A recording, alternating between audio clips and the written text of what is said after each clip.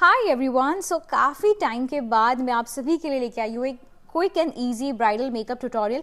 वैसे ये वीडियो एक ऑनलाइन क्लास से कम नहीं होगा बिकॉज हम इसमें बहुत सारी चीज़ें सीखने वाले हैं। मैं आपको टॉपिक बताना चाहूँगी। टॉपिक में मैं सिखाने वाली हूँ आई शेडो ब्लेंडिंग में दिक्कत आती है तो उसे कैसे ठीक करें, बेस ब्लेंड नहीं होता है तो क्या करना चाहिए, कॉन्टोर कैसे करना है, लिपस्टिक जो है वो प्रॉपर नहीं लगती तो उसे कैसे लगानी है। इसके अलावा भी बहुत सारी टिप्स मैं इस वीडियो में बताने वाली हूँ। एंड अगर आप पहली बार मेरी वीडियो देख रहे हैं तो मेरा नाम है कशिश जैन और मैं पीके मेकअप स्टूडियो सूरत गुजरात से हूँ। इस चैनल के माध्यम से आप बहुत सारी मेकअप सीखेंगे और देखेंगे भी, तो इस चैनल को अभी सब्सक्राइब करो और बेल आइकन दबाना मत भूलिएगा ताकि आप जो है मेरी वीडियोस बिल्कुल भी मिस ना करो। जल्दी से नोटबुक और पेन लेके बैठ जाइए ताकि आप है ना कोई भी पॉइंट मिस ना करें। और आप यहाँ पे देख सकते हैं बिफोर और ये ब्यूटीफुल सा आज आई मेकअप और बेस मेकअप हम सीखने वाले हैं। और आज का बेस मेकअप ऐसा आप सीखोगे कि जैसे मेकअप किया है लेकिन नहीं किया, आजकल वही तो चल रहा है। तो चलो शुरू करते हैं। सबसे पहले फेस को क्लीन कर लेना है। क्लीन करने के बाद आप कोई भी रोज वाटर अप्लाई कर दीजिए। फिर मैं यहाँ पे मॉइस्चराइजर अप्लाई कर रही हूँ। मेरी मॉडल की जो स्किन है वो काफ़ी ज़्यादा ड्राई है तो मैं यहाँ पे शॉपरेल का मॉइस्चराइजर यूज़ कर रही हूँ।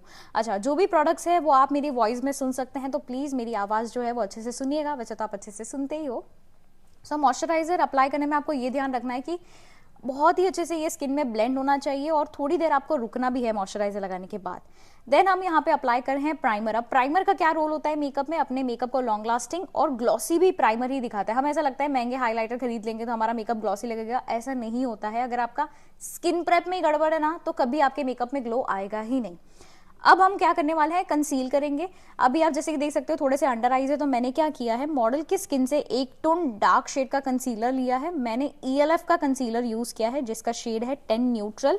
और एक फ्लैट ब्रश की मदद से जहां जहां पे मुझे डार्कनेस लग रही है वहां वहां पे मैं अप्लाई कर रही हूँ। मुझे माउथ एरिया पे और अंडर आइज में ज़्यादा लग रही थी तो मैंने वहाँ पे एक प्रोडक्ट थोड़ी ज़्यादा लगाई है और बाकी बहुत ही लाइट लगाई है। अब इसे अप्लाई करने के बाद आप इसे अच्छे से ब्यूटी ब्लेंडर की मदद से ब्लेंड करेंगे। याद रहे आपका जो ब्यूटी ब्लेंडर होगा वो ड्राई नहीं होना चाहिए, वो डैम्प होना चाहिए और ऐसा भी गीला ना हो कि भाई पानी टपक रहा हो। नेक्स्ट हम यूज़ करेंगे फाउंडेशन। फाउंडेशन में यूज़ करने वाली हूँ क्रायोलॉन डर्मा का जिसका शेड मैंने लिया है D4। D4 को मैंने अच्छे से पैलेट पे लिया और उसका पेस्ट बनाया है एंड देन मैं उसे अप्लाई कर रही हूँ। जब आप अगर डायरेक्टली रिफिल में से लगाओगे ना तो आपका प्रोडक्ट कभी भी नहीं लगेगा। जब आप उसको अच्छे से पैलेट में निकाल के लगाओगे ना तो बहुत स्मूथली आपका प्रोडक्ट अप्लाई होगा। मैं ना बहुत ज़्यादा प्रोडक्ट नहीं लगा रही हूँ, थोड़ा थोड़ा ही लगा रही हूँ क्योंकि हमें वापस ब्लेंड भी करना होता है। क्या होता है ना, जब ज्यादा फाउंडेशन लग जाता है फिर उसे हम ब्लेंड करते हैं ना तो वो बहुत केकी सा और बहुत ओवर लगता है। तो आप जितना कम लगाएंगे उतना अच्छा लगेगा। आप देख सकते हो ब्लेंडिंग करना कितना इजी हो जाता है अगर आप अच्छे से इवनली लगाए और कम क्वांटिटी लगाए। तो यहाँ पे अगेन हम अच्छे से फाउंडेशन को ब्लेंड कर रहे हैं। जब भी आपको ऐसा लगाना है कि यार नो मेकअप लुक लगे मेरा, तो एक ही चीज आपको ये याद रखनी है कि लेस इज मोर, यानी कि जितना कम लगाओगे उतना जो है वो अच्छा दिखेगा, बेटर दिखेगा। तो यहाँ पे हमने अच्छे से जो है फाउंडेशन को ब्लेंड कर लिया है। जितना टाइम फाउंडेशन लगाने में लगता है उससे कहीं ज़्यादा टाइम फाउंडेशन को ब्लेंड करने में लगता है।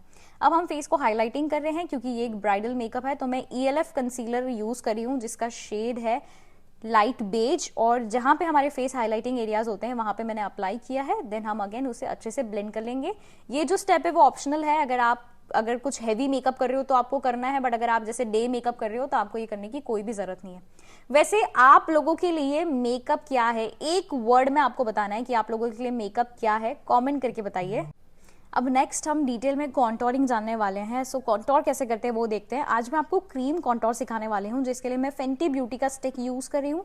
अब जब भी आप क्रीम कॉन्टोर अप्लाई करें आपको ये ध्यान रखना है कि क्रीम कॉन्टोर जो है ना वो बहुत ज्यादा फैलता है तो आपको इस तरीके से ब्रश में लेके ही लगाना है। तो आपको ये याद रखना है कि आपका जो कॉन्टोर शुरू होगा वो होगा टॉप ऑफ द ईयर से और आपके आईज के आउटर कॉर्नर पे वो खत्म हो जाएगा एंड देन उसे ऊपर की डायरेक्शन में आपको ब्लेंड करना है। याद रहे कभी भी नीचे की तरफ ब्लेंड मत कर देना, तो आपका फेस जो है ना वो कॉन्टोर होने की जगह और ज्यादा बड़ा दिखने लगेगा। तो आपको हमेशा ऊपर की तरफ ब्लेंड करना है। देन यहाँ पे सेम प्रोडक्ट से हम नोज कॉन्टोर कर रहे हैं। अब मैं अप्लाई कर रही हूँ रेवोल्यूशन का ब्लश जिसे हम अप्लाई करते हैं चीक्स एरिया पे। चीक्स पे हमने अप्लाई कर दिया है। आप लोग देख सकते हो कॉन्टोर बहुत ही नेचुरल और सटल लुक दे रहा है और आजकल ब्लश का ट्रेंड ज़्यादा है तो मैंने ब्लश ज़्यादा लगाया है। अब यहाँ पे हम लूज पाउडर से सारा कुछ लॉक कर दे रहे हैं बिकॉज हमने बहुत सारी लेयरिंग्स लगाई है तो लूज पाउडर लगाना कंपलसरी है। और लूज पाउडर से क्या होता है, हमारा जो बेस मेकअप है वो एकदम क्रीज फ्री भी हो जाता है, बिल्कुल भी क्रीजिंग भी नहीं आती है। तो आपको लूज पाउडर लगाना कंपलसरी है। देन मैं यहाँ पे यूज करी हूँ ओजो का हाईलाइटर। जो भी हमारे हाईलाइटिंग एरियाज है वहां पे ही आपको ये हाईलाइटर अप्लाई करना है। एक चीज मैं बता दूं, लूज पाउडर और कॉम्पैक्ट में बहुत ज्यादा डिफरेंस होता है। कॉम्पैक्ट जो होता है उसका पिगमेंट ज्यादा होता है, वो मोटा होता है, लूज पाउडर पतला होता है। और लूज पाउडर का यूज हम करते हैं बेस को सेट करने के लिए, और कॉम्पैक्ट का यूज हम करते हैं टचअप करना हो, या आपको बेस को लॉक करना हो, या मैट फिनिश देना हो, तब आपको कॉम्पैक्ट यूज करना है।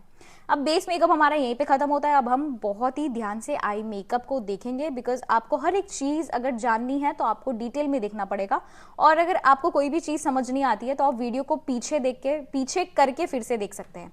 आईब्रोज डिफाइन कर लेनी है। उसके बाद मैं यहाँ पे व्हाइट बेस यूज करी हूँ। व्हाइट बेस यूज इसीलिए किया जाता है ताकि हमारे जो भी आई शेडो के कलर्स हो वो उठ के दिखे। सो एक फ्लैट ब्रश की मदद से मैंने अच्छे से व्हाइट बेस अप्लाई कर दिया। अब मैं यहाँ पे शुरू कर रही हूँ एक ऑरेंज कलर के आई शेडो से। क्या आप लोग जानते हो कि मैं आई शेडो में ऑरेंज कलर से ही क्यों शुरू करती हूँ? अगर आप मेरे वीडियोस काफी टाइम से देख रहे होंगे तो आपको पता होगा, तो कमेंट जरूर करिएगा। सो यहाँ पे मैंने अप्लाई किया है सबसे पहला कलर ऑरेंज। ऑरेंज एक ऐसा कलर है ना जो सभी आउटफिट के साथ अच्छा लगता है, तो मैं ऑरेंज से शुरू अक्सर करती हूँ। बट और भी बहुत से रीजंस है जो मैंने पहले वीडियो में बताए हैं कि मैं ऑरेंज से क्यों शुरू करती हूँ। फिर मैं यहाँ पे कार्निवल का पैलेट यूज करी हूँ, जिसमें से मैंने एक डार्क पिंक कलर का आई शेडो लिया है, जिसे सिर्फ और सिर्फ हमने आउटर कॉर्नर पे अप्लाई किया है। प्लेसमेंट आपको ध्यान देना बहुत जरूरी है। लाइट कलर्स जो है वो क्रीज लाइन के ऊपर जा सकते हैं, बट जो डार्क कलर्स है वो क्रीज लाइन के ज्यादा ऊपर नहीं जाने चाहिए। और आई शेडो में हम जितने छोटे ब्रशेस का यूज करेंगे उतने अच्छे से हमारा कलर लगेगा भी और ब्लेंड भी होगा। अब मैंने मरून कलर का आई शेडो आउटर कॉर्नर पे लगाया है। आप लोग हमेशा ये ध्यान देना कि आपके जो डार्क कलर्स होंगे ना वो या तो आउटर कॉर्नर पे आएंगे या तो क्रीज लाइन पे आएंगे। अब ये 3 कलर्स लगाने के बाद हम कट क्रीज बना रहे हैं, जिसके लिए आप कोई भी कंसीलर का इस्तेमाल कर सकते हैं। और जो ब्रश होना चाहिए वो एकदम फ्लैट होना चाहिए, क्योंकि अगर ब्रश अच्छा होगा ना तो कट क्रीज आपकी बहुत अच्छी बनेगी। और एक और चीज है, आप जितनी प्रैक्टिस करोगे ना उतना परफेक्ट होते जाओगे। तो जब भी आप प्रैक्टिस करो ना, वीडियो सामने रखो एंड देन प्रैक्टिस करो और देखो फिर कोई पॉइंट छूटता है या नहीं। फिर ब्यूटी ब्लेंडर से मैंने उसे अच्छे से सेट कर लिया है ताकि जो भी एक्स्ट्रा प्रोडक्ट हो वो ब्यूटी ब्लेंडर में आ जाए। अब हल्का सा मैं ना ब्लैक कलर का आई शेडो ले रही हूँ, जिसे सिर्फ और सिर्फ हम आउटर कॉर्नर पे लगा रहे हैं। बहुत हल्का, ज्यादा नहीं लेना है आपको, क्योंकि क्या होता है ना, ब्राइड्स ब्लैक कलर देखती है तो बोलती नहीं हमें ब्लैक्स नहीं चाहिए, तो इसलिए मैंने बहुत कम लिया। फिर मैं यहाँ पे गोल्डन कलर का आई शेडो ले रही हूँ, जिसे हम सिर्फ और सिर्फ आईबॉल एरिया पे प्लेसमेंट कर रहे हैं। आईबॉल यानी कि बीच वाला एरिया, और आगे वाले एरिया को हम बोलते हैं इनर कॉर्नर। सो सिर्फ बीच में मैंने जो है गोल्डन कलर का आई शेडो लगाया है, और आगे यानी कि इनर कॉर्नर पे हम लगा रहे हैं एक बेज कलर का आई शेडो। मैं इसीलिए बेज कलर का आई शेडो लगाती हूँ क्योंकि ये लगाने से ना आंखें बहुत बड़ी लगती है। फिर ग्लिटर हम चिपकाएंगे। ग्लिटर चिपकाने के लिए कुछ भी नहीं करना है, आपको ग्लिटर ग्लू लेना है। मैंने यहाँ पे मेकअप स्टूडियो का ग्लिटर ग्लू लिया है और NX कॉस्मेटिक का ग्लिटर लिया है, जिसे मैं अच्छे से सिर्फ और सिर्फ आईबॉल वाले एरिया पे लगा रही हूँ। कभी भी ना पूरी आंखों को ग्लिटर से मत भरो, सिर्फ आईबॉल पे लगाओ, बहुत डिसेंट और सुंदर लगेगा।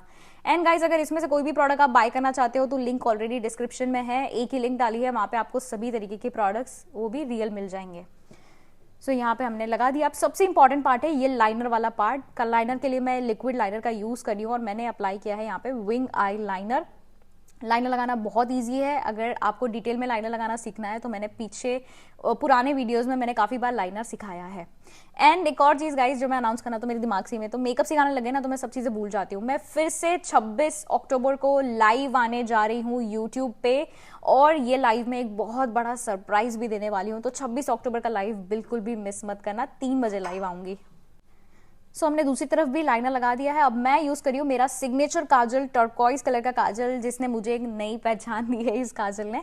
फिर मैंने काजल लगाया और हम लोग डबल विंग लाइनर यहाँ पे करने जा रहे हैं। और डबल विंग लाइनर भी मैंने लिक्विड लाइनर से ही बना लिया है। और इनर कॉर्नर पे भी मैंने सेम जो है वी लाइनर बोला जाता है उसे, तो इनर कॉर्नर लाइनर भी मैंने क्रिएट कर लिया है। Double wing liner in detail मैंने सिखाया है, आप मेरे शॉर्ट्स वीडियोस भी चेक कर सकते हैं। और अगर आपको सिर्फ और सिर्फ डबल विंग सीखना है तो वो आप मेरे इंस्टाग्राम पे भी चेकआउट कर सकते हैं। मेरे इंस्टाग्राम आईडी है कशिश जैन 613। लैशेस लगाने के बाद मैंने इनर कॉर्नर पे भी हल्का सा 2वे जेल लगा के ग्लिटर लगाया है, ताकि सारा अटेंशन जो है वो आंखों पे ही जाए। जो लैशेस मैंने लगाई है वो है NX कॉस्मेटिक की नंबर 2। आप लोग मुझे कमेंट में जरूर बताना कि आपको ये आई मेकअप कैसा लगा और पसंद आया, तो प्लीज रेड हार्ट जरूर कमेंट करना। अब लिपस्टिक लगाना एक बहुत बड़ा चैलेंज है, तो लिपस्टिक में मैंने क्या किया ना, सबसे पहले ना मरून कलर का आई शेडो लिया है। आई शेडो लेके मैंने बॉर्डर क्रिएट की है, क्योंकि लिप लाइनर में क्या होता है ना, हमेशा बॉर्डर इधर उधर हो जाती है। अगर आप आई शेडो से बॉर्डर बनाओगे ना तो आपका अगर थोड़ा सा लाइन बाहर भी आ जाए ना तो आप उसे ईजिली रिमूव कर सकते हो। फिर मैंने यहाँ पे एक मरून कलर की लिपस्टिक ली है जिससे मैं सिर्फ और सिर्फ बॉर्डर पे अप्लाई कर रही हूँ। ये लिप शेड मुझसे ना काफी सारे लोग बोलते हैं मैम आप कौन सी लिपस्टिक लगाते हो, लेकिन असल बात ये होती है ना कि मैं एक ही लिपस्टिक में यानी एक ही लिप्स पे 2 से 3 शेड्स लगाती हूँ, तो बताना मुश्किल है कि कौन सा कलर मैं लगाती हूँ। तो सबसे पहले मैंने क्या किया, बॉर्डर पे जो है मैंने मरून कलर दिया और बीच वाले एरिया में ना मैंने मैक की पिंक कलर की लिपस्टिक लगाई और आप लोग देखो क्या ही लग रही है लिपस्टिक शेड। तो आप लोग मुझे बताना आपको ये पूरे मेकअप में base makeup, eye makeup, lipstick क्या सबसे अच्छा लगा, मुझे कमेंट जरूर करना। और वो मत भूलना मैंने जो पूछा है कि आपके लिए मेकअप क्या है, एक शब्द में, ठीक है। तो जल्दी मिलूंगी नेक्स्ट वीडियो में, इससे भी अच्छा, इससे भी बेहतरीन। तब तक इस मेकअप की प्रैक्टिस जरूर करना, क्योंकि प्रैक्टिस नहीं करोगे ना तब तक कुछ भी नहीं आएगा। सो सी यू एवरीवन, टेक केयर।